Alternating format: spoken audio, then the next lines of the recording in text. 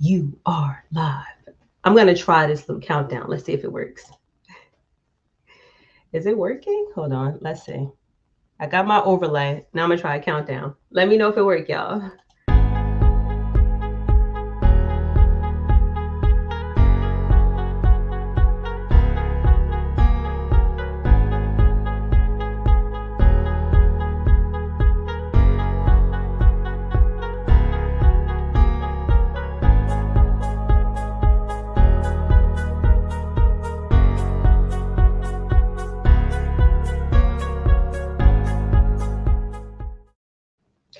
Did it work? Oh, did I pull it off? All right, let me get out of this. I want to be able to see the chat. And now I done opened up some freaking setting on this thing. And now I can't see the chat. All right, I think I figured it out. Uh-oh, I'm live, boo. Just to give you a heads up. Hey. Don't dox yourself. What you need? Docs. Yeah, it's docs. Like, I just went on my phone. Why is this up here? I'm live, boo. Don't worry about it. I have my reasons. Oh. I have my reasons. My reasons. I have my reasons. Oh, okay, gotcha. Okay. Okay. What's up, YouTube world? I gotta disclose my. Don't come on the camera. Hold on. Oh my goodness, I'm in a silly mood today. I got something in my eye too. How about that? So yeah, we doing gang signs up here. No, I'm joking. Oh God. Somebody didn't want me to show my face on camera and whatnot. That's not true. That is true. So therefore, I gotta put something over my face. Oh my God. Just wanted to say hi and carry on. Cheerios. Oh my God, you are a hot mess. Oh my goodness, I think I got some powder in my eye. Hopefully it doesn't bother me too much. But hey, y'all, welcome to the live. Hope everybody's having a wonderful start to their Wednesday, right? Yeah, it's Wednesday. 10 days to Christmas. Oh, it's really bothering me. 10 days to Christmas. Want me to blow it? You might have to. Come here. I don't have a mask on, but how am I going to blow it with? All right. Wait. I wasn't trying to get you to hide your face. Oh. I was trying to get you to hide your sweatshirt, silly. Oh, okay. All right. You're funny. See you later. But I wanted to come live to talk about toxic relationships. So I hope you guys can hear me. If you can't hear me and you're just up in the bushes watching, switch to your incognito profile and just say, yes, I can hear you. So I know I'm not like on mute, because sometimes that happens. It actually really happens a lot. But anywho, I wanted to come in to talk about toxic relationships, primarily toxic friendships. So this topic comes to me today from a client conversation that I was having. And of course, I always ask my clients, hey, I think this would be a great topic for the YouTube channel. Do you mind if I share it? And she was like, absolutely. I don't mind at all. Feel free to share it. Obviously, I won't be disclosing her name, but I just wanted to kind of bring this to the forefront. So if you want context for this conversation, you can think of the movie Something Borrowed. Have you guys? Oh, great. Thank you so much, AK and Miss Gigi Gem. Thank you so much. So if you want context to this conversation, you can think of the movie Something Borrowed. I don't know if you guys have seen it, but I'll give you a brief premise of the movie just in case you haven't. So Something Borrowed is a movie about two women, one of whom is the ugly duckling. However, she's a lawyer. Her other friend is also successful, but is really beautiful. It stars Anne Hathaway, and then I can't think of this other woman's name with the blonde hair, but she played in How to Lose a Guy in 10 Days. Y'all know who she is, the blonde white girl. So the movie stars the both of them, and the movie is primarily about the exploration of their friendship and how the woman with the blonde hair steals the lawyer's love of her life, right? So she is in love with this guy named Jax, and they go to law school together. She tells her friend all about how much she loves this guy, and he's the best thing that's ever happened to her. And her friend ends up meeting the guy and basically stealing him from her. And so it goes through this exploration of their friendship. She ends up obviously getting the guy back by the end of the movie because they realize they always love each other all along. But I want to talk about the underlying premise of that movie because I think it can help me to kind of explain what my client went through without giving you her individual situation. So if you think about that movie, You have one woman who basically is a narcissist in the friendship, right? She thinks it's all about her. Every situation is about her. Even the girl's birthday, she makes about her. She gives this wild speech at the girl's birthday talking about, you're the best thing that's ever happened to me in my life. And I wouldn't be anything without you. And you're my shoulder to lean on. You're my person to vent to and to cry to when I have emotional struggles and turmoil. Never does she ever say anything about why this woman is so important. Like why is this birthday is about her. It's not about what she means to you in your life. You know what I mean? And so the friend is everybody in the party kind of realizes like, wow, whose birthday is it really? Is it your birthday or her birthday? Because she's just so toxic when she's delivering this speech.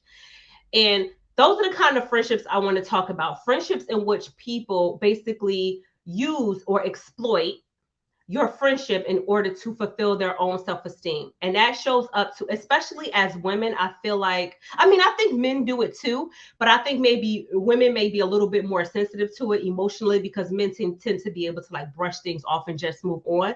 But as women, especially myself, I know I'm highly sensitive to it. And that's why I'm very, very, very particular about who I call a friend and very particular about who I spend my time with. Oh, it says connection lost. How's that even possible? That's why I'm very particular about who I spend my time with and the types of friends that I have, because friendship is such a valuable asset, and it can be tremendously rewarding when you have friendships that are reciprocal and friendships that are quid pro quo, which means I do something for you, you do something for me. Extremely rewarding. But friendships that are not rewarding have very distinct characteristics, and I want to talk about them today. And I also want to give some strategies for how you can recognize whether or not you have these kind of people in your life. So I wrote down some notes to help make this conversation go a lot easier, and we'll go through them together. So the first thing I want to say is emotional dumping. Emotional dumping is probably one of the most toxic things that could happen to you in a friendship. So what's emotional dumping? Emotional dumping is the friend that's always a damsel in distress. They're the friend that always calls you when they got a crisis or a problem. They don't want to hear about your problems, but they're the first one to pick up the phone and dial your number when they have a problem. It's hello, I got issues on my hands. And they're waiting for you to either give them some really good advice or to help them through their crisis financially, emotionally, spiritually. Hey, sometimes they just need Jesus. And they do this all the time. This person does not call you to just because it's a regular Tuesday and they just want to talk about something happy or productive. They only call you when there's a problem. That is a major red flag in friendships. Major red flag, because those friends tend to be the ones that attract negative energy into your life. I'm also a big believer in protecting your energy, like you protect your spirit, like you protect your peace.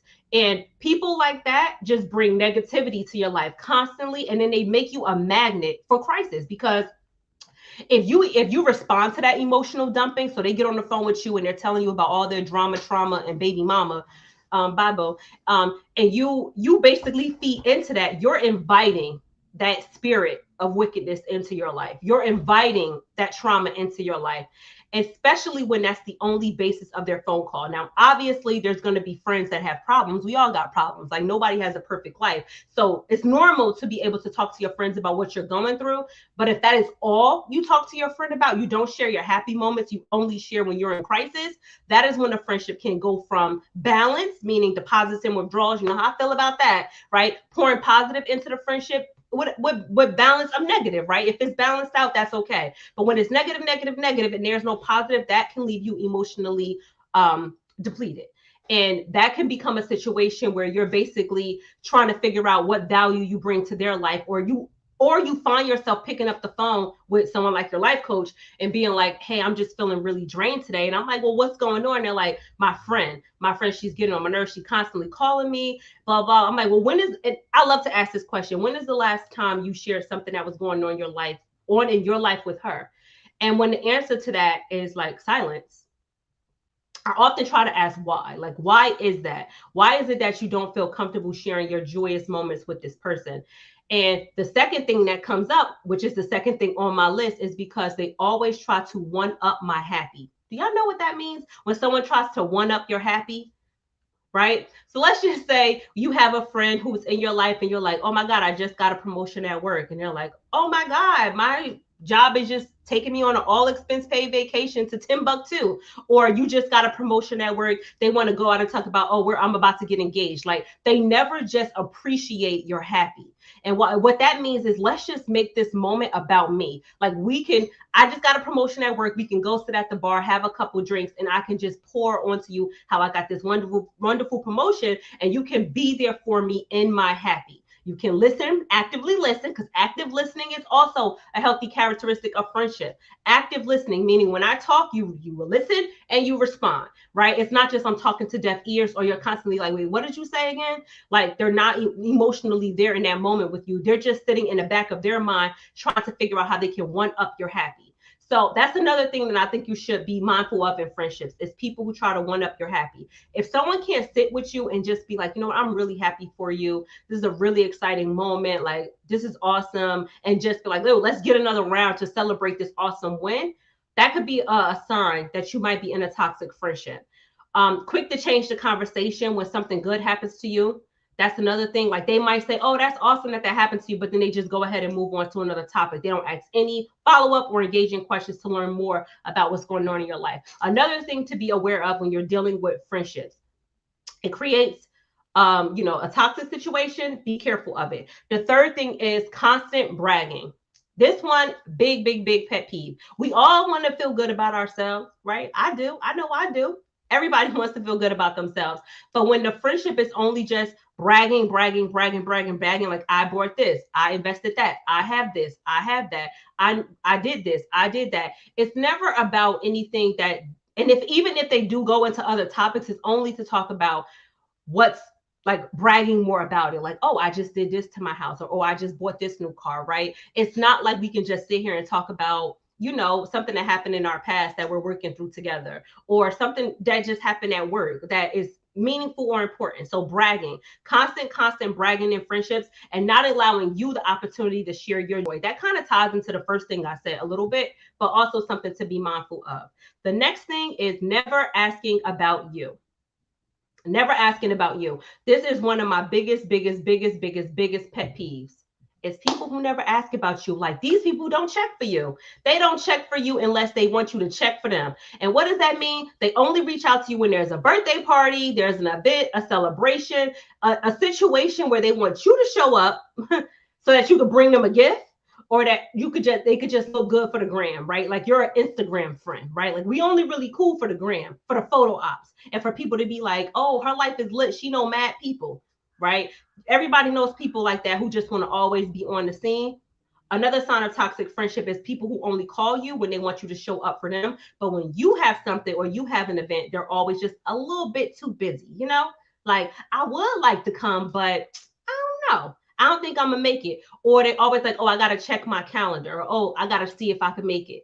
Those are the kind of things that you got to be mindful of when you're dealing with potentially toxic friends. And this is usually evidence when it's a reoccurring thing, not just like a one-off situation, but reoccurring, right? They just want you for the photo op or for the look. Or they want to be friends with you because they want to capitalize on your social status.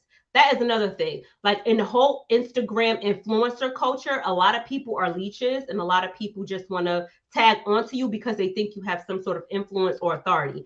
Also tied to the photo op, like it's a good look for them to be associated with you because they want to be a part. They want to feel important, right? Like everybody wants to be seen, heard, and understood.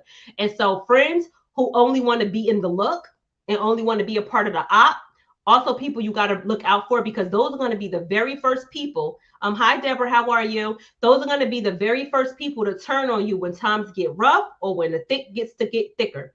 The first kind of people. And also on the flip side of that, people who recognize that people are only their friend for the op are also people who might be aware of that. Like they might be aware that these people are only hanging out with me for the op or for the look, but they might get a kick out of that because they enjoy having power over their friendships. So that's the other side of that.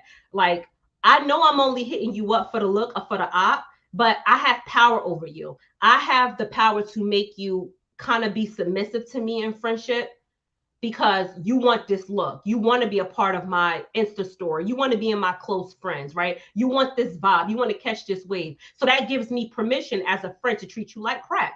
That gives me permission as a friend to emotionally dump on you, permission as a friend to not ask about what's going on in your life, permission as a friend to basically minimize your successes and contributions, and also permission as a friend to never help you. This is another thing that is a major, major, major pet peeve for me in friendships, is friends who do not share information or resources.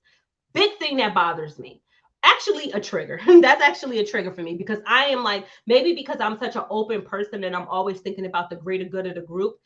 Something that triggers me in friendships is people who don't share their resources. And I don't mean like giving me your money. I mean, like, if you find out that, let's just say there's a grant that came out, or the federal government reduced interest rates and you can refinance your house to get a lower rate, or you found out a tax credit, or you found out about a new business opportunity, you found out about a lead on something. I understand people who want to make sure that they get their slice of the pie first, but I'm also a person who understands that just because you got your slice of the pie don't mean there's not enough pie for me. So to me, the more I know, the more I want to share. If you find out about a good stock tip, don't hit me up and be like, hey, I just made, $10,000 on this stock split. Why didn't you tell me that it was a stock out there to be split to begin with? Like, those are things that trigger me in friendship, because I feel like we all should want to win together. Like, what good is being successful? Like, who wants to be the best player on the worst team? To me, that's not a brag. Like, in my opinion, I don't want to be friends with somebody just because I want to be the best player on the worst team. Like, I'm friends with a whole bunch of really nobodies, right? Like, people who ain't really doing too much in the world, but I'm doing a lot, and I just want like a fan club. I don't want friends, I want fans. That's the vibe it gives me. I don't want friends, I want fans. That's what I should have named this live. I don't want friends, I want fans. Those are the ones that really bother me, because friendships are so important, especially when you can have people to grow old with, to develop with, to learn with, to mature with. It can be such a rewarding experience to have good friends in your life. But when you take advantage of your friends and you don't want to see them be successful, or that fake success, meaning, oh, I'll definitely let you know, like that convenient forgetfulness. Let's talk about that. That's another thing that bothers me. Friends who conveniently forget. Like, hey, you ask them, oh, what's that dope restaurant you went to? The pictures look fire, the food look good. And they're like, oh, I'll let you know later. And then they never follow up. Or, oh, what's that, or even in a point of investments. Oh, what is that investment you made? They're like, oh, or what's your mortgage broker? Like, who helps you get your house? Who's your real estate agent? Or, just those kind of things. They're like, oh, I'll definitely let you know. And they never follow up. And you're constantly reaching out to them like, hey, did you get a chance to look into XYZ? And they're like, oh, shoot, I forgot. Let me get back to you. Or they make some kind of other excuse to kind of divert from the topic at hand and getting back to you. And then you feel like you're pressuring them for this information. And then that basically just feeds their ego, because they want you to chase behind their tail, because they're looking for fans, not friends. That's a big, big, big thing to watch out for in your friendships, because it's toxic. It's extremely toxic. If you're really somebody's friend, you want to see them win. Another thing is friends who bring you back gossip. Oh my God. Can we talk about them? Can we talk about friends who don't do nothing in your life but bring you back some mess and some goddamn gossip? I can't stand it. It's so immature and so unnecessary. But the one thing I always tell people, with like literally in my own life, when somebody bring me back some gossip, everybody like a little tea. Everybody like a little tea, but I'm talking about gossip, like people talking behind your back gossip. I'm not talking about gossip like what's going on in social media world or in the YouTube streets or that. I'm talking about real gossip that impacts your life. Like, people are talking crap about you, right? Those are the kind of friendships that really bother me, because my one thing I love to say is, don't tell me what somebody said about me. Tell me why they felt comfortable saying it to you. That's all I want to know. Please advise as to why this person felt comfortable enough to say that to you. What kind of vibe are you giving them that they're like, oh, I could definitely talk crap about Amira to you, right? And even if you do go back and tell her, why do they feel comfortable? Because if you my friend, you're supposed to check people at the door. Like, I'm checking you at the door. You're not going to be able to sit in my face and talk crap about my friend. I'm checking you at the door. But friends who enjoy people having conversation about them and they feed into that gossip. You ever know, like on Mean Girls, where they do the little three-way call and they're like, Gretchen thinks you're a bitch. It's like, oh my God, I can't believe you said that. And it's like, it's catty because they like to divide and conquer, right? So friends who, this ties into the gossip thing. Friends who like to be the center of attention by dividing and conquering. Also very toxic, meaning they're friends with you, they're friends with her, they're friends with her too, but they want to be the friend that everybody tells the gossip to so that they can leverage that gossip to divide y'all if ever it becomes necessary so that they can remain the center of focus in the friendship.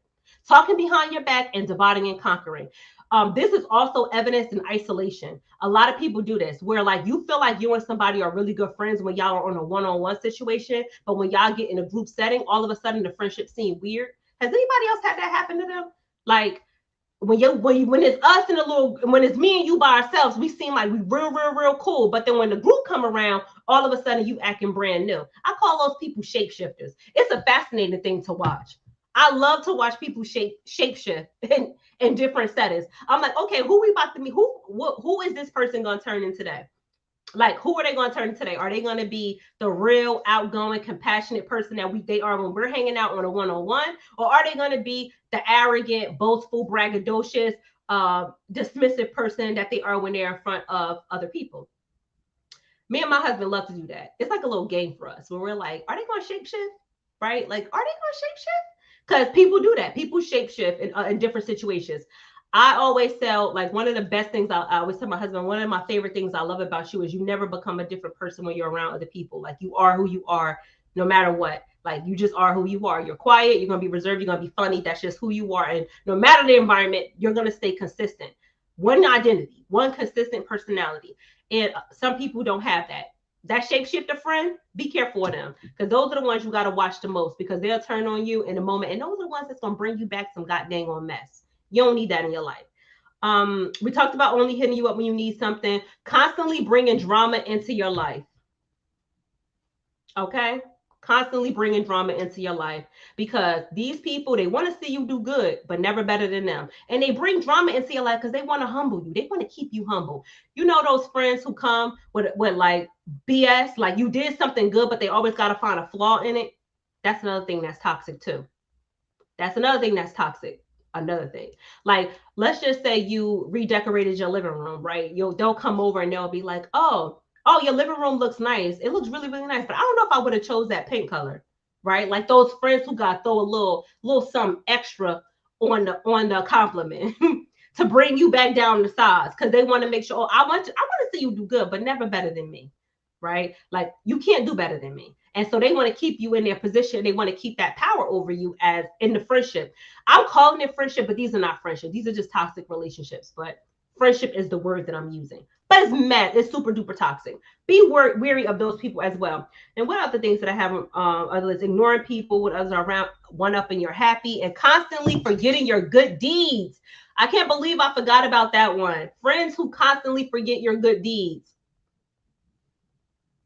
You do something nice for them, and they're like, nobody ever did this for me. Like, they constantly are like, never grateful. I'm grateful, right? They're like, oh, nobody ever took me out for my birthday. And you're sitting there like, last year I definitely took you out for your birthday. Like, they always want to create this kind of like, nothing's ever good enough vibe, right? Like, nothing is ever really good enough for the circumstance that we are in. And they want to remind everybody that whole woe is me mentality. Hey T, how are you? I've been experiencing forgetfulness or mishearing people. Maybe it's trauma related.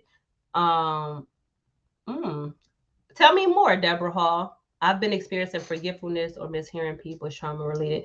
I don't know.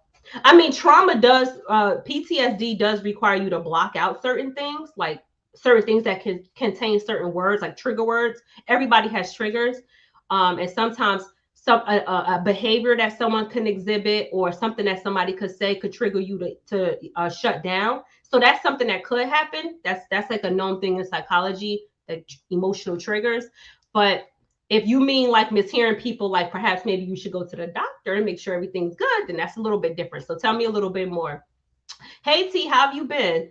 I'm just on here running my mouth about toxic friendships because they're all around us. And I want to make sure people are aware of it, because friendship can look so confusing. You could think somebody is your friend, they are not your friend. Enemies and friends look very much alike. One of my favorite quotes is to tell people love and hate are two horns on the same goat.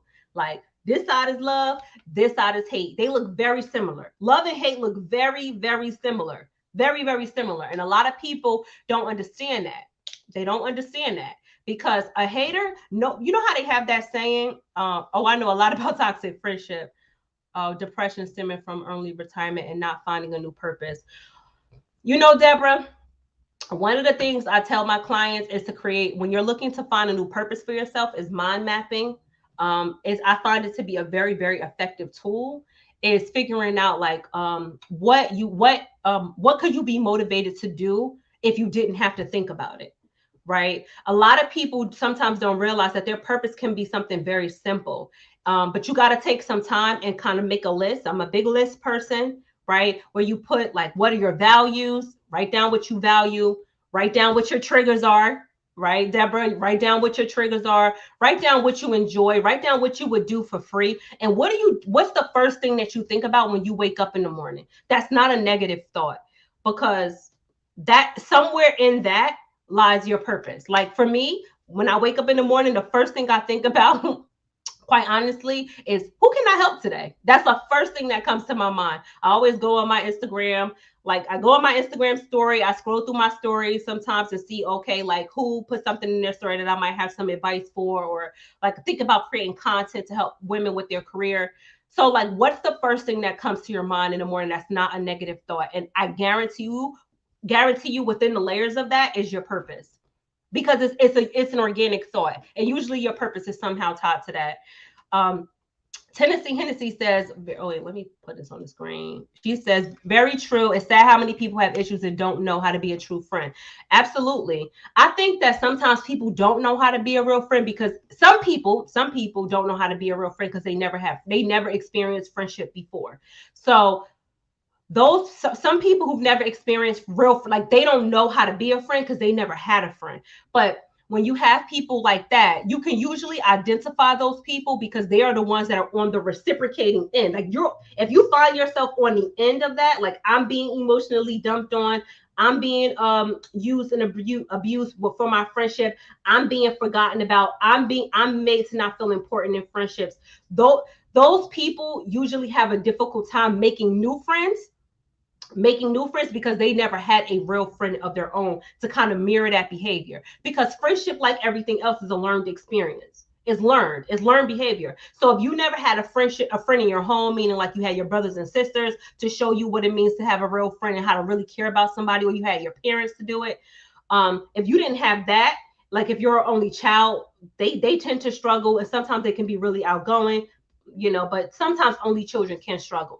But I always try to see what's at the bottom layer of that dumping, and what's at the bottom layer of that kind of emotional unavailability. Like what's at the bottom of that? And if there's something real there, like actually this person doesn't even know that they're doing something wrong, that's a little bit different. But I'm the kind of person I will absolutely point it out. Like I've had conversations with my friends where I've been like, they're going and going and going. And then one time, like my really, really, really good friend, she's going and going and going and going and going about something going on in her life. And I'm listening to her, I'm giving her advice.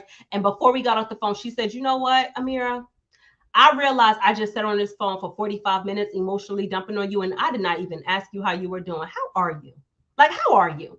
And that to me lets me know that she was just having a moment of weakness. It's not a true behavior from her core. It's just like, yo, I'm in a bad situation, and I'm in a really bad situation for like the last month. But I realize I'm crossing the line from being a good friend to you to just dumping on you. So like, let me check myself. And self-awareness is a big thing. I appreciate that. When she said that, I was like, you know what? It's okay. Like, I know who you are for real, for real. Like, we're friends for real. I know who you are. But she was like, I feel really bad about that. I feel really bad that literally for the last 30 days, I have no idea what's going on in your life, because every time I pick up the phone and call you, I'm dumping. And I want to be aware and conscious of that. And maybe it's because she notices like the work I do, and like I know who she is at the core, but it's just that the acknowledgement of it was so important, because that's what builds a meaningful friendship, is the acknowledgement of it. That's all that matters. Okay. T. Lee says, trying to isolate one friend to gossip about another friendship. A girl I just experienced a few months ago. I was talking about that earlier. That is when I tell you, I cannot stand people who triangulation is so real in friendship and in relationships. Like triangulation is a manipulative tactic that people use to control people. It happens all the time. friends who try to triangulate people and then try to emotionally manipulate people with like that cult-like behavior, like creating a sense of hierarchy in friendships. We didn't even go there. Let me roll up my sleeves because now I'm about to go down my rabbit hole. Creating a sense of hierarchy in friendship. Major red flag. These are the friendship circles I avoid at all costs, because at the end of the day, if we're going to be friends, we have to all be equals. I have to want to see you win the way you want to see me win. I don't want to be friends with losers. I don't want to be friends with losers. I don't want to be the best player on a team. If I'm the best player on a team, I don't want to be on this team no more, because how am I going to learn? Life is all about learning and growing and earning. Who wants to be the best player on the team? No, absolutely not. I want to sit around the table and I want to talk about how lit your life is so I can figure out what you did, what moves you made, what bills you done paid off, how you paid it off, what books you're reading, pass along. Let's get a book club going. Like, I'm that friend. It's all about like growing and learning and growing with me. I don't got time for the gossip and the bullshit and the nonsense because it's exhausting and it's a useless waste of time. But people who create hierarchy and friendship, back to that conversation, it's all about manipulative control. That's all it's about. People who want to be the queen bee of the friendship, like I'm the leader of the pack, not for me. Not for me. We either equals or we just can't sit at the table together. I don't want to be the leader. I don't want to follow the leader. I don't want to follow the leader. I want to have my own life with my own experiences, and I want to be able to share them with you so that I can improve your experience in life and you can improve mine in return. But that hierarchy, it creates a sense of divide and conquer. Pawning friends against each other, having events but not inviting some friends but inviting others, wanting to be the center of conversation or of attention at an event or a gathering, and not allowing other people to add valuable contributions to the conversation. I use these experiences as psychological studies. I find them absolutely fascinating. I know people must be like, this girl is so interesting, because I'll attend these things because I want to watch the behavior. Like, oh, I recognize that. And honestly, me and my husband will get back in the car and we'll just talk about it. Like, did you see what was going on over there? Like, this is what's like. It's fascinating to watch, because some people it's a self-esteem thing. It's a self-esteem thing. But when you're confident in yourself, it don't even bother you. Like, you could just roll it off your shoulder and move on with your life like it never even happened. What did Tennessee say? Oh, look, there you go. It's a lot of women that have low self-esteem and are easily envious of others, and definitely always have to find something to criticize with the praise. Yes, Hennessy, you literally just took the words out of my mouth. It's a low self-esteem thing. Absolutely is a low self-esteem thing. Like, I need to take away a little bit of your happy to pour into my happy. Like, just a little bit. I need a little bit of that. I need a little bit of I need to withdraw a little bit from your account, because my account is feeling very much so depleted. And that's probably why I tend to be a friend who compliments my friends a lot. I don't know if that's like a thing, because I understand that, like, I don't know what is it about me, but I'm always the friend trying to find the good in the situation. Like, I'm always going to be the first one to be like, oh my God, what's going on at work? And when they tell me, I'm like, oh my God, you should put this together. Like, let me help you with a plan, or let's write this email. That I'm always the friend that gets the emails like, hey, my boss just said XYZ to me. How should I respond? Or, hey, I just wrote this paper. Could you read it for me and edit it for me? Or, like, I'm the improver friend. Like, I'm always trying to make the situation better. And so, and I understand that to disarm people, because I can also have a very dominant personality in certain situations, is something I'm self-aware about. Like, I'm like a confident person. A lot of people struggle with self-esteem. A lot of people aren't confident. And because I am confident, I don't really care what anybody got to say. I'm just going to do what I want to do and beat to the tune of my own drum, because it's my life, not your life. You know what I mean? It's my life, not your life.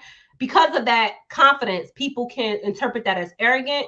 And I try to disarm people. Like, no, hi, I'm not arrogant. I'm just like nice, and I like helping people. And I do want to see you do better. I get super excited when my friends win. Like, I be too lit about it.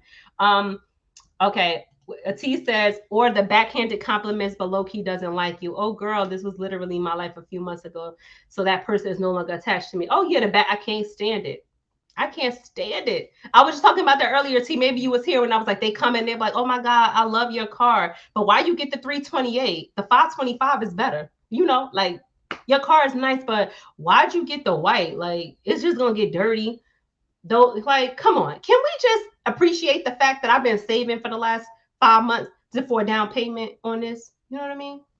But don't put down payments on cars. That's a different conversation. That's a depreciable asset. Definitely don't be doing nothing like that. Don't put no down payment on no depreciating asset. Please, can we talk about that? Depreciating assets. Why are we doing that? You know what I mean? Buy investments. Buy things that appreciate in value, not depreciate. So if you want to buy something designer, you know what I'm saying? Grab you some Chanel. That's an appreciating asset. You know, it grow in value. Buy some limited edition stuff, some vintage stuff. Stop buying depreciating assets. It might look cute for the gram, but you're gonna look up one day and be like, where all my stuff go? Look what's going on with the Ace family. God, me knock on wood. It's a horrible thing that's happening to them. Absolutely horrible. But to come across all of that money, I pray to God that they invested in like hard, tangible assets and not just business ventures that fail. I'm waiting for them to be like, no, actually, we own a small apartment building and in like Texas, and we own multifamily. We own this, we own that. Like that's, to me, they don't got no real friends. Like, how are you in LA, right? In a world, I'm diverting down a rabbit hole, but this is an important conversation. Like, how are you in LA where you're supposed to be amongst the most business savvy people in the world? Like they hang out with Kylie Jenner. I've seen all kinds of celebrities in their videos before. You're amongst people who are incredibly business savvy. Oh, the Ace family, they lost their house to foreclosure because they got into a really bad hard money loan. I wanted to break that whole loan down. You know, that's why I do for a living. It's business lending. So I wanted to break down all the lies. Like, no, that definitely didn't happen. But I was like, it's so many people making content about it. I decided to divert. But I'll get into it a little bit here because for my community, we might not necessarily watch those videos. But I want y'all to know, like, you're around all of these business savvy people, right? Who are your friends. They're in your videos, they're in your home, you're spending time with them, and nobody told you how to handle your money, like your new money. When you inherit wealth like that, if you're growing your income like that, I've made the mistake when I was younger. When I was in my younger years, I'm talking like between the age of 25 and 30, your girl came up on some racks on racks on racks. I was making more money than a 25-year-old needed to know what to do with. And I made some very, very, very poor decisions with my money. I talked about it in earlier videos, but I was like the burden of debt and all of that. Like I made some horrible decisions in buying designer stuff and all kind of craziness with my money. Did not invest any of it, wasted a lot of money.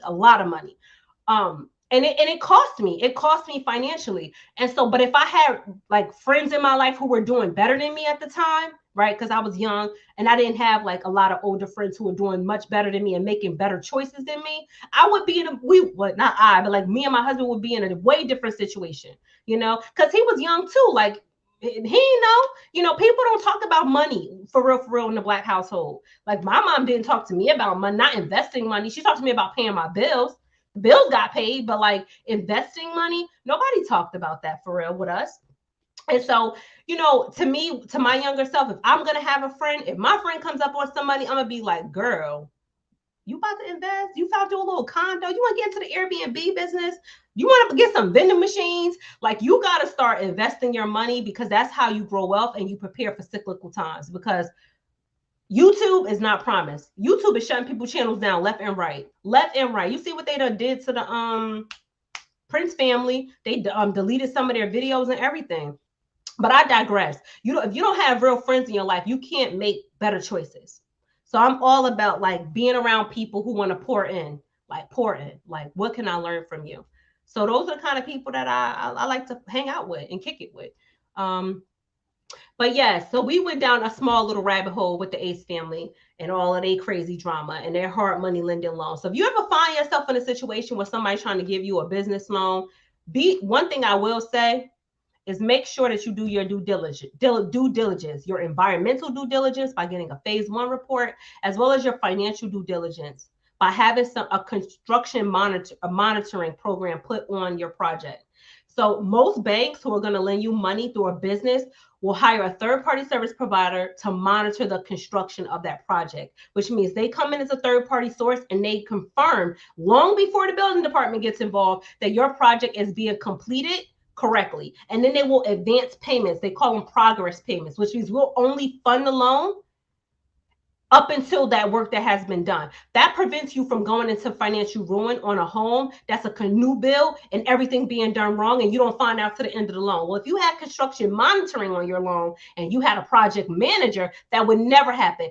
Once you put the roof up, they say, oh, how much is the roof? $30,000. Here's $30,000 for the roof. Once the roof gets put up, they come in, they look at the roof, and they say, okay, the roof is good. The roof passed inspection. Here's the next bit of money to do the project. And it's little by little by little. That is how you can protect yourself. Like if they had real friends, like you're out in California, I know somebody out there know that they hang out with people who got way more money than them. But people who don't share information, or people want to feel like they know everything and they don't want to ask for information. That's another toxic trait in friendships. Know-it-alls. Like, you got to ask people for help. Like, hey, I don't really know what's going on here. You want to share some information on that? Like, I want to know, like, where'd you find that? That's another thing. Being open and being vulnerable, being able to admit when you don't know something is it's like a survival skill, actually. It's a survival skill. Like admitting when you don't know something is a method of survival. And sometimes people will help you, but sometimes you don't ask. Closed mouths don't get fed. But I felt bad for them. I was thinking about that too. At a certain age, many don't understand how important it is to have their finances in order early on. Oh yes. I don't even now. Like I feel like I'm just like my husband and I are really just figuring out like making better choices with money and investing more and figuring out how to diversify our income. They always say like millionaires have no less than 7 streams of income. Like you got to have 7 streams. You got to have your home. You got to have investment property. You got to have investments, like actual money investments, stocks, bonds. You got to have like make money in your sleep. So like writing a book or something like that is a good way to build lucrative wealth. You got to make money while you're not working is the best way to build sustainable wealth. And also, to me, I love a good service business. And by service business, I mean you don't sell tangible product, you sell intellectual property, because nobody can take that away from you. The same thing with like plumbing, electricity, becoming an electrician, an HVAC specialist, all of that kind of stuff are excellent trades to learn because it's intellectually based. And it's a transferable skill that has zero overhead, not zero, but very minimal. Let's just say, for example, and this is me, I'm being y'all friend right now. Hi guys, hugs. Okay, but for me, a service business, one of the reasons why I got into life coaching and career coaching is because it doesn't require any capital overhead. The only thing I needed was a computer, some ink, a printer, and my thoughts. And now I have a business that's up and running and making money every single month, right? And it's no cash outlay. It's intellectually based, you know. And I encourage my husband to do the same thing, and he does it. Like we're all about multiple streams of income, and service-based businesses are the best possible ways to do that. All about the intellectual. Taxes on my 401k almost half of the amount I pull out every month. Oh yeah, Deborah, you're not over 59 and a half. You got to have a Roth IRA. That's how you can do tax to avoid your taxes, because they take the taxes out upfront. A Roth IRA will help you with that. So a Roth IRA, the way that works is you invest it with after-tax dollars, which means they've already been taxed. So when you take that money out as you get older, you don't have to pay a tax penalty on it. It also has other benefits like no early retirement. Oh, okay. It also has other benefits like sometimes you can borrow against your retirement and pay yourself back. So you basically avoid losing your capital gains in the market. That's another way to do it. Like you'll take out a line of credit secured by an investment account. It allows you to continue to have those investments in the market, earning their gains, whatever they want to earn, but you can use that line of credit against that. And as long as you pay that line of credit back, your investments stay invested and they never lose their value. A lot of people will withdraw their money out of their 401k when they hit a financial hard time, or they want to buy a home, which is normal. A lot of people do it. Definitely not a big deal. But a better way to do that is if you have that money in an investment or brokerage account, you can borrow against it. Another thing you can borrow against is life insurance policies. Did y'all know that? You can borrow against your life insurance policy. So if you have a cash value life insurance policy that acts somewhat like an investment vehicle, you can borrow against it. And it's a way for you to borrow money without ever spending your money. This is how the rich get rich and get richer, richer, richer. That's how they get richer and richer and richer. They never actually use their own money. They always using the bank's money. And then they're basically getting a line of credit at like, I don't know, 2%, right? So if you have a high personal net worth, which means you have like, It's a high barrier of entry. You need like $1.5 million. But if you think about it and you start investing at 18 years old and you start investing $200-$300 a month, $400 a month if you have it or don't have children, by the time you hit like 30, you can quickly have $1 million to your name. And then you can use that as leverage to go out and borrow against at 2%, but you haven't invested in a high yield mutual fund that may have 6% annual returns, right? And now you're basically you're borrowing you're not paying anything. The money's practically free at that point. Deborah Hall says, oh wait, look, hold on, let me go to T first. T said, I started an IRA when I was 26. The best thing my dad told me. Absolutely the best thing. The best thing. A lot of people don't do it. They don't even know about it. How about don't do it? It's just ignorance that they don't even know. So that's one thing I definitely encourage people to do is invest. Get you a Fidelity account, get you a brokerage account. I don't care. I always say, you know how Bank of America had that slogan, keep the change, and everybody account. This is back when I was poor. Remember keep the change? Where I used to be getting so mad. I used to have a Bank of America account. I think I was in college, and I would spend like $2.28, and they would take that 70, what was that? Would be 72 cents, and they would invest it like into a savings account. And I used to get so mad because I needed that 72 cents. Now your account overdrawn, and now you're getting an overdraft fee because they was trying to keep the change. Because you'd be surprised how fast you could keep the change. And without the proper understanding of how that whole situation worked, a lot of people got themselves in trouble. And that's why Bank of America had to discontinue the product, because it created chaos for like young people. Yes, I remember it was crazy. But on another note, that is the concept that I use today. I use the keep the change concept. It's not like where you basically invest the change. Like, okay, well, I was gonna, instead of buying Starbucks, or anytime you see any money in your wallet, or you're like, you know what, I'm just gonna invest. Instead of going to Starbucks today and buying a $7 latte, I'm gonna invest that $7. I'm gonna just throw it in a Fidelity account, throw it in a mutual fund, throw it in IFT fund, like just throw it in the account. $7 here, $8 here, $10 here, $5 here. That stuff start adding up. Next thing you know, you got a nice little portfolio in your hands. I think when I started with you guys, I opened up a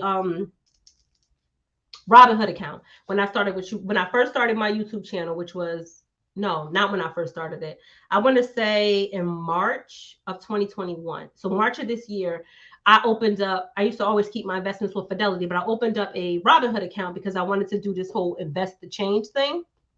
I started with a little bit here, $20, $30, $40, $50. Oh, if I'm having a good week, $100. I have almost $6,000 in that account now. Since March of 2021, it's December. I have $6,000. And it's just me, boop, boop, a little here, a little there, a little here. I used to post on my community tab, I bought this stock, it's rising. It starts just like that. That's how you build wealth. It really is. Just start saving everything you can get your hands on that's like discretionary income. She said, I think I still have it. You have what, Tennessee Hennessy? You got to keep the change account with Bank of America. They have that? I thought they discontinued it. I thought they got a class action suit over that keep the change. You got to let me know if they done re-rolled that out. I need that. That was a good product. Can you do a video on buying new cars? I've been saving a lot so I can buy a brand new one, but based on what you said, it may not be what my personal opinion, cars are a depreciable asset. And right now, especially because the inventory in the car market is very limited, cars are right now selling for up to $6,000 over MSRP because the inventory is so low. So you might end up buying a car.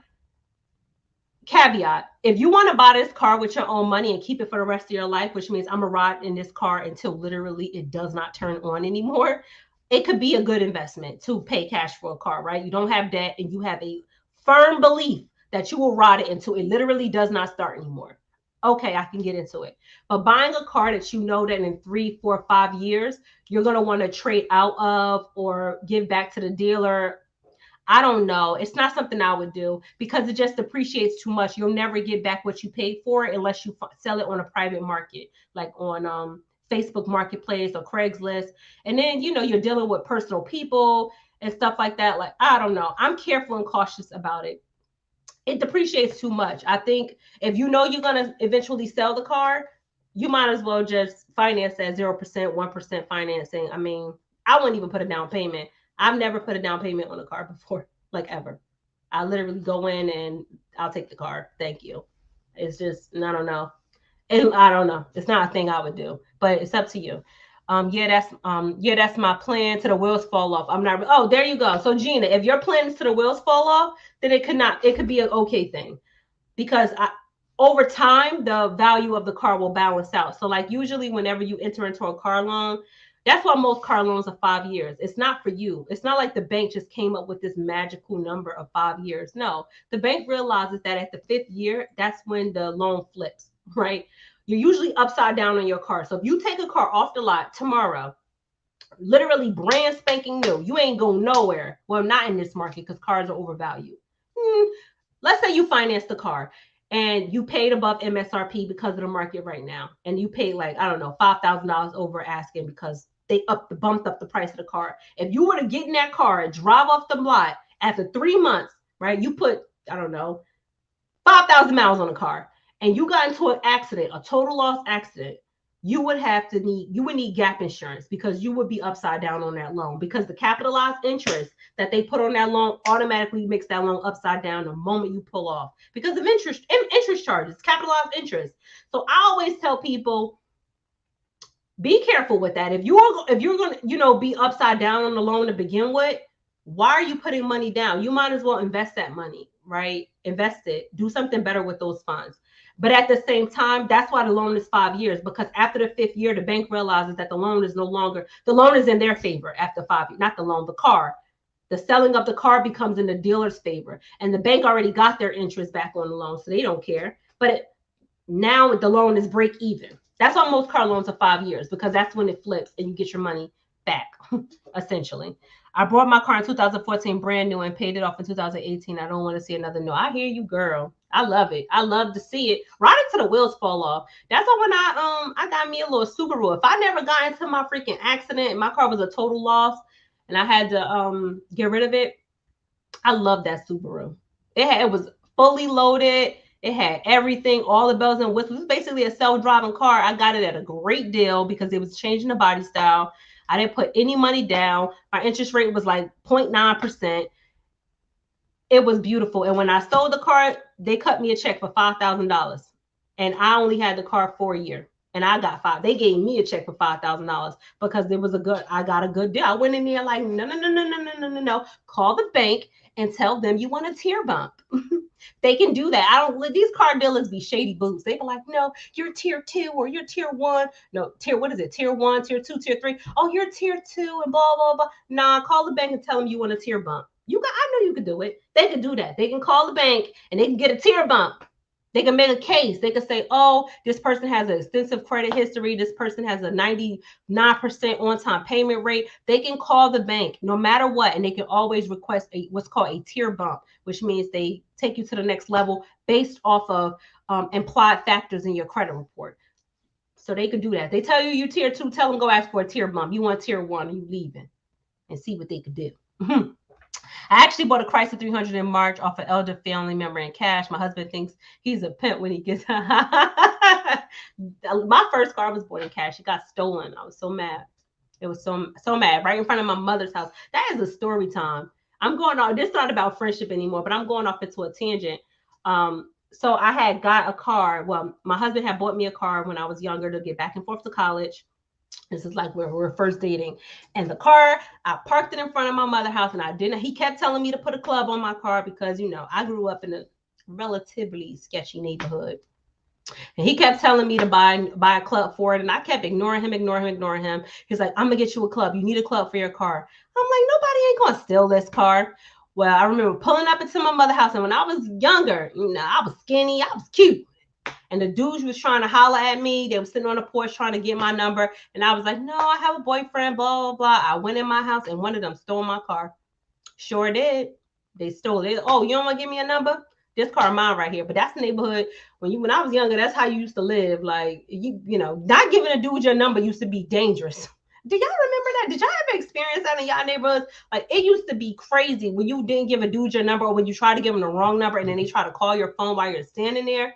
Talk about anxiety and control and scary. It was so scary. T said, and I have low mileage because I don't go anywhere. Yeah, girl, you out, you in the walking city. AK is shocked. Yes, girl, they stole my car because I did not give them my phone number. And it was the neighbor across the street, one of his homeboys. And then when I saw him the next day, and I was like, "Do you know who stole my car?" He was like, "Nah, shorty, I don't know what happened." I'm like, "You know exactly what happened. Y'all was the only ones out here that hour. One of your homeboys stole my car. And they ain't take nothing. They stole because I used to leave everything in my car. I was very bad for that. They ain't steal nothing. Nothing was stolen. They just took my car, drove it to the project, bust the window out, burnt out the ignition, and drove it to the projects. And I found my car in the projects. Well, did I find my car myself or did the cops find it? I think the cops. I think the cops found it and they called me like, "We found your car." I'll go there. I go collect all my shoes and my bags from the trunk. That was my first car. It was a white Nissan Altima. Got gone. You would be every name under the sun. It's still crazy out here. Yes. To me, that's why I was telling. I'd be scared to be single. I don't know. I'd be scared because nowadays it's just not the same. It is not the same. The way it used to be, you used to be able to just. It was cool to be single when I was younger for a little bit. Like not when I say like 13, 14, 15, 16. Up until that point, I remember it being like fun to date and go to the skating rink and like meet boys and chill and like you ain't giving your number, but it wasn't a big deal. I feel like at some point, when MySpace came out, I don't know if it was the transition, the introduction of MySpace, but when that happened, I felt like the whole world just had a shift. Like a shift happened. And then all of a sudden it became like, nah, either you give me your phone number or like you gonna have a problem. And you couldn't give them the wrong number. So you used to have to give them your number and they have to like not answer the phone until they finally get the hint. It was scary times, you know? I used to be like, don't make eye contact. Just keep walking. I'm screaming everyone and tagging plates. Oh, good. She said I'm screaming everyone and tagging plate. Girl, even now when I get in the Uber, my location, my husband always know my location. He done got me. I'm fully armed. I be telling him, he know everything. He like a private investigator. I'm like, you missed your calling. You missed your calling. He got this whole house on lock, cameras everywhere, alarms everywhere, GPS everywhere. You ain't getting away with nothing. On lock. I can. He. One time I went to lunch with one of my friends. I went to lunch with one of my friends, and I ain't tell him I was going. It was an impromptu decision. He called my phone like, "Where are you?" I'm like, "Oh, I'm at the mall." He like, "At the mall doing what?" I'm like, "I'm just at the mall." He like, "Who you at the mall with?" I'm like, "Why are you asking who I'm at the mall with?" He's like, because I just want to see what you're going to say. I'm like, "I'm at the bar with my friend. We're eating lunch." He was like, "Yeah, okay." He was like, "Yeah, I'm looking at I'm tracking you and I saw you made a detour at the mall. Like, what are you doing at the mall? Because that's not where you told me you was going." I'm like, "Yo, it's on lock." But it's for my own protection because when I be in Ubers, I be scared as hell. I ain't going to front. I be scared as HE double hockey sticks in Ubers. I be looking at, I be having my hand on the little door. I get in, I make sure the child lock ain't on. I be like sitting in one little corner. I always try to sit behind the driver in case they gotta like they can't really get me. You know what I mean? Like you sit behind the driver, they can't get you for real. I be nervous in Ubers because you get in the car with a whole complete stranger. A whole complete stranger. I'd be nervous. When I went to DC, we used to take pics of the driver's license plates of the cab. See, cabs are to me be a little less scary because they gotta have that. Well, maybe because where I'm from, like if I took a cab, it would be like in the city in New York and they have that like ID thing, like they're registered, like they have a tag. It's like linked to like the federal government. Like to be a New York City taxi driver, you need like a medallion, and it's like an extensive process to become a taxi driver. So sometimes I feel safe in a New York City taxi because I know they've been vetted. But like them Ubers, you rolling the dice. It's dice game out here. You get anybody car. I be they use Lincoln cars in DC. Yeah, in the outskirts of New York City, like in the boroughs, Queens, Bronx, whatever, they have dollar cabs where you just a van pull up, like the mommy van. You know how they had a mommy van that pull up that pick up all of the immigrant workers and take them to go work in the factories. That's what I call them out here, mommy vans, because they still have that. It's like a mommy van, and they pull up and you get a guy $1 or $2, and he take you to the train station and be a whole stranger. Just pull up, get in the mommy van. People like, this is so dangerous. Remember the first time me and my husband did it, I'm like, we really getting in this van? He's like, this is normal out here. I'm like, we don't even know these people. You just strangers. That was Uber before Uber. The dollar van. Now that I have a stun gun and pepper spray that my brother girl, they won't let me get a stun gun out here. I wish I had a stun gun. I got a real one though. I believe in the right to bear arms. You got to protect yourself and your property at all times. But they don't let you get stun guns out here. A little taser. Run up on me if you want to. Now you just got to have a tail. Like, you never know. You pull up on somebody, you don't know who's going to pull up on you after you pulled up on me. Because people be, oh. Now I have a stun gun and pepper say, oh, here in Atlanta, laugh out loud. I didn't get it here. Oh, he's in Atlanta. I didn't get it here. Okay, because I'm like, it's not legal up here. I wish. Maybe that's a good point. You just gave me an idea, T. Because you never know. People nuts in these streets. People are straight up nuts. And you got to be careful. But anywho, what are you guys watching on TV? I'm trying to keep myself busy. I'm still watching Why Women Kill. I'm on season 2. It is crazy. If y'all not watching that show, get into it. It's on it's on Prime TV. Oh, she said yes. Bank of America still has Keep the Change. I checked my account. I thought they just armed it because of a lawsuit. I need to look into that. Maybe they revamped it and got better controls because I need that Keep the Change. That used to be a lit product until you in college. Then it ain't lit no more. Because my account was like overdraw. And I'm like, you charging me $35 for 18 cents? I used to be screaming mad at them.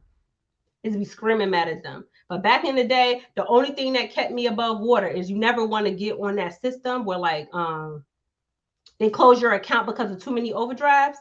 I was like terrified of being on that system because then you can't never open a bank account again. Like they put you on a blacklist and then you got to go to Wells Fargo for the rehabilitation program because that was scary times in college. Lord, I still got PTSD from my college credit days. Lord, that was just a mess. But I'm gonna look into that Tennessee Hennessy because I need to keep the change in my life. I'm more responsible now. You could keep my change. What did she say?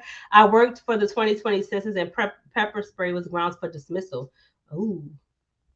Oh. The census pay well though. I don't know how much it pays where you are, Deborah, but out here you can get like $20 an hour for working for the census. That's a little good part-time hustle game. But anywho, if you guys are not watching Why Women Kill on Prime Video, you are like, what are you doing with your life? It is a fascinating show about women who have all of these different triggers and they end up killing either their partner, their friends, like why they kill, like what drives a woman to want to harm someone else. It's a scripted drama, so it's not like based on real experiences, but I think it does a great job of unpacking the underlying psychological issues with women. And I was trying to get my husband to watch it last night, and I was like, do you think I could kill? I asked him, I'm like, do you think I could kill? And he was like, I don't know, but I want to watch this show so I can know what to look out for. And I started cracking up. And I'm like, it's true though. Like you never know what you might do. Oh, it's $20.50 for trainers. Like you want to believe that, you know, you would never do such a thing. But then I'm like, what could somebody possibly do? Like what circumstance could somebody possibly put you in that'll trigger you to make you want to harm someone else to the point of like no return? Because it happens a lot. You see all in the news now, people taking people out left and right. Like it was just a big story about a football player who did a murder of all these different people because of CTE, like this like brain trauma from being injured a lot during football. It was such a sad story. And I was like, oh, cut off in traffic. Tennessee Hennessy, girl. That's the one time I be worried about my husband. Is the driving, because he be 0 to 100. Yes, people really snap out of nowhere. Yes, I'm telling you. And I'm like, what? You know me. I'm like, what would make sense? I watch the show because I want to know the warning signs. I'm like, oh, that's the kind of behavior to watch. That's the kind of behavior to watch. Because I'd be like, I gotta be prepared. You know, offense sells tickets, but defense wins games. You know, you gotta be on the defense all the time. Like, what you capable of? How much you got to lose? That's another thing. I never, ever get into situations with people who don't have nothing to lose or who got something to prove. Because I'm never in that circumstance. And cowards, that was supposed to do a lot about that once, and I got distracted. But while I'm here and have like 15 more minutes to chat, I want to talk about that because this could be an interesting topic. And maybe I'll do it for my next live because now I'm at the end of this live and people might miss the conversation. But I'll tell you guys about it and then I'll do a separate live about it again. But there's like 3 types of people that you got to avoid at all costs when you're in confrontation. The first type is people with something to prove, because people who have something to prove, they literally will go to no lengths to prove their point. Now, these people generally have more integrity, right? But they'll stop at like they want to be right, and they want to be right so bad that they'll keep on, they won't let it go. You know what I mean? Like they'll keep bringing it up, they'll keep trying to convince you, they'll keep like, it'll be an exhausting experience. Like you want to prove yourself so bad that you just exhausting me at this point. And I don't got time for this. I don't have the patience to keep going back and forth with you, trying to prove I'm right, trying to prove you wrong. And now the more I come up with a circumstance, you're trying to come up with a new circumstance. Those people might not kill you, but they never gonna let you have peace because they got something to prove, right? Those are the kind of people that'll never let you have peace in your life. Avoid them like at all costs, unless you don't value your peace. Now, if you don't value peace, fight with the people who got something to prove. You know, it'll be a good sport. Teach you know, you'll become a good debater. I used to be a competitive debater in high school. I'm a person who used to have a lot to prove. And so I know that's me. I'm in there. I'm in there with the something to prove. I ain't gonna go too far and hurt nobody, but I'm gonna still prove my point. Then there's other people with nothing to lose. Very dangerous. This to me, not even more dangerous than the coward, though. We're gonna talk about the coward because they're the worst. But people with nothing to lose, also dangerous because they will go to no lengths to make you lose. And they don't have any scruples or morals. These people will lie, cheat, steal, harm, take you out. Like they don't got nothing to lose. Like they don't have nothing to lose. Like why would I not harm you? Like my life's already screwed up. Like I don't have nothing to lose. I've done already been to prison. I done already caught a case. I done already, beat a few people up in my life. I done already done it all. Like I've already, I've done it all. I don't got nothing to lose. Like this is just for sport. Like, and I will take you out because I have nothing to lose. And then there are people who are cowards. Those are the most dangerous because a coward, you need to fear a coward more than you fear somebody who's popping off at the mouth. Like the one who's like, those are the ones where you kind of know where they're coming from. Also, sometimes you recognize immaturity, you drop out. Yes, immaturity too. That's also a part of something to prove, because when you have something to prove, that's an immature characteristic. Deborah Hall, you're absolutely right. It's an immature characteristic because who are you proving something to? Like if you know you're right, then the point's already proven. Like I know I'm right. I don't need you to believe I'm right because I'm living this experience and I know what I said. I said what I said and it was right. So I'm not going to go back and forth with you because it's a sign of maturity. Excellent point. And also, when you argue with a fool for too long, you start to forget who crazy and who ain't. Like arguing with a fool, they like, wait, I know she the fool, but this one been arguing with her for so long. Is she a fool too? That's another thing. But I digress. Back to the coward. The coward is the one, like the people who mouthing on, oh, catch me outside. How about that? Those are not the ones you really need to be scared of, because those are the ones you could see coming. You know what I mean? Like if you are popping off at the mouth and telling me what you're going to do and how you're going to do it, then you're kind of already displaying your cards. You showing me who you are. It's just up to me to believe you or not.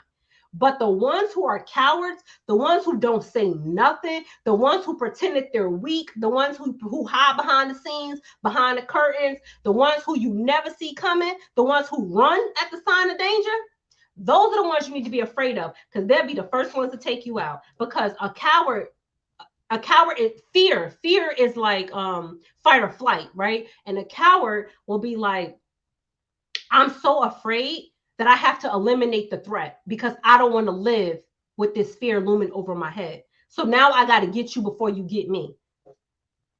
That's the coward. And those are the ones you need to fear the most. Is the coward. Never, you don't got to be too scared of the person popping off because you know what they're going to do. But the one who ain't saying nothing, the one who just hiding behind the scenes, behind the wings, you think you don't got to worry about them. You think they weak. You think they wouldn't bust a grape. You think they scary, but nope. Those are the ones, the first ones. That will be the ones you'll be like, well, I didn't know. Plotting. There you go, Gina, plotting. Because see, the coward always studies their victim because they're scared, right? When you're scared of something, you want to predict its behavior. or you avoid it, right? So a coward is either going to avoid it or they're going to study it to predict its behavior. Just like when a lion studying its prey or an alligator studying its prey. Even an alligator is not really a coward, and neither is a lion. But in the context of what a coward would behave, they're either going to avoid it or study it because they want to know what could they do to get away from it. Which means people plot. They plot and they wait for you to show a moment of weakness. They wait for you to drop your guard, and then they attack. A coward would be the first one to take you out. So be very careful of cowards. Be careful. Be careful.